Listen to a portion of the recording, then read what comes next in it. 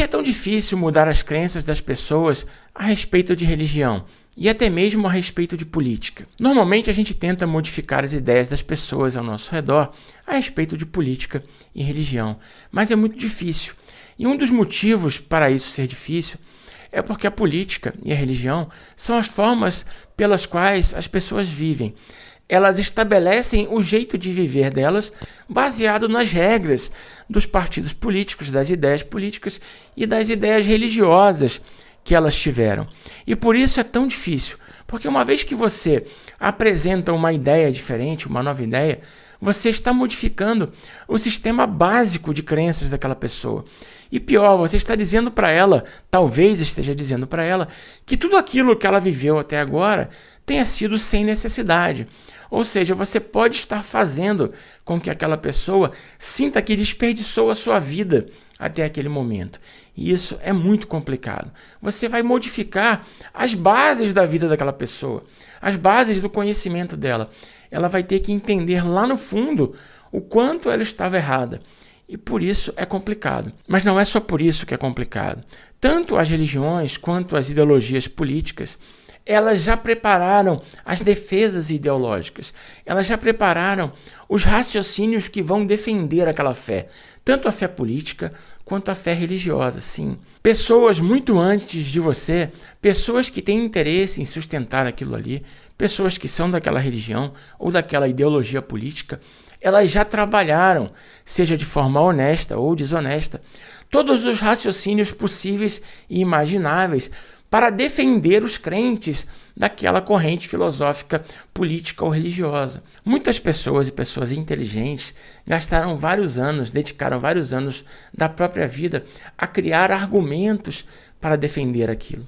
E as pessoas que são daquela religião, daquela corrente política, daquela corrente filosófica, elas estão dentro daquele meio, elas estão recebendo essas defesas o tempo inteiro. E acontece muito aqui comigo no Espiritismo. Sempre vem um católico ou um evangélico, normalmente é um evangélico, que vem com alguns argumentos tentando desconstruir a minha ideia do Espiritismo. Mas o que ele não sabe é que várias pessoas já trabalharam esses argumentos para mim. Ele não é o primeiro a atacar a doutrina espírita.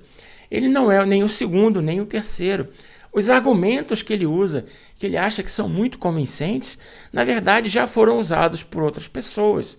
E as pessoas dentro do próprio Espiritismo já apresentam esses argumentos. Eu mesmo, depois de ouvir os mesmos argumentos 40 vezes, eu já falo esses argumentos para as pessoas que vão lá no curso de Espiritismo, lá na Comunhão Espírita. Eu já antecipo esses argumentos que as pessoas vão ouvir. É claro que eu faço isso com a melhor das intenções, porque eu acredito de fato que o Espiritismo está correto. E essa pessoa que é evangélica, ela também faz com a melhor das intenções.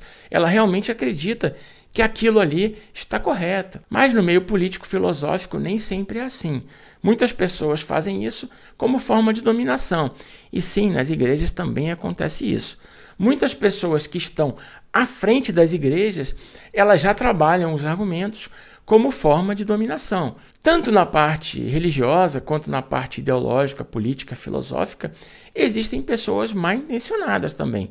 Pessoas que têm interesse em se manter, se perpetuar no poder, ou então possuem interesse em conseguir dinheiro naquela posição, e aí elas, claro, emitem argumentos em defesa daquela religião, daquela ideologia política ou até mesmo daquela corrente filosófica da qual ela retira benefícios para ela mesma. Pode ser que essas pessoas construam esse arcabouço de defesa para benefício próprio ou porque elas realmente acham que vão estar ajudando alguém, beneficiando alguém. Então é muito difícil que você crie novos argumentos que vão fazer com que as pessoas mudem de ideia.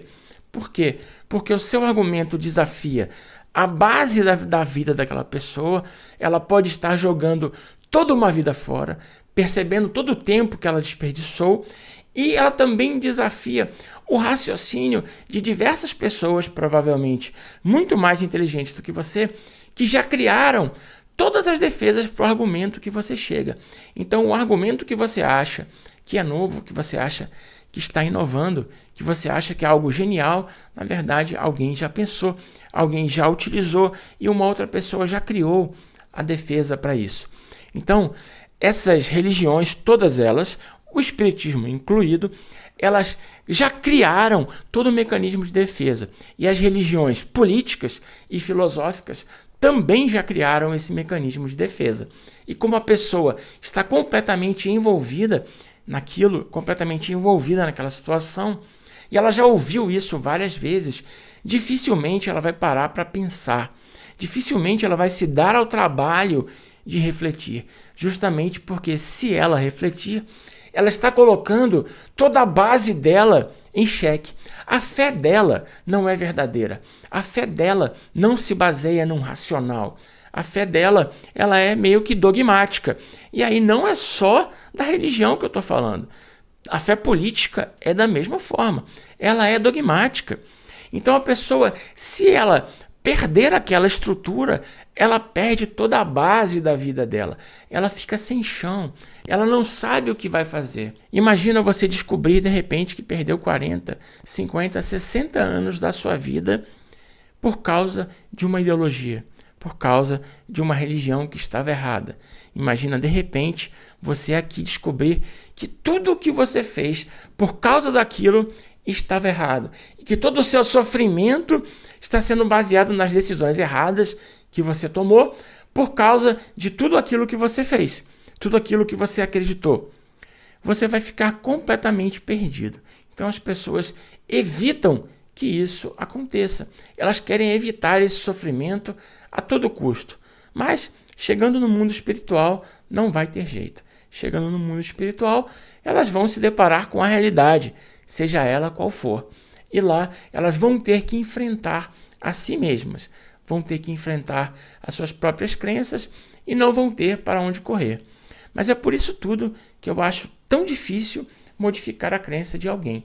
A pessoa tem que querer, ela tem que estar disposta a mudar, ela tem que entender, de alguma forma, que o passado dela aconteceu porque tinha que acontecer e que há um novo caminho, que sempre é o momento para iniciar a mudança, que ela não precisa continuar vivendo daquela forma.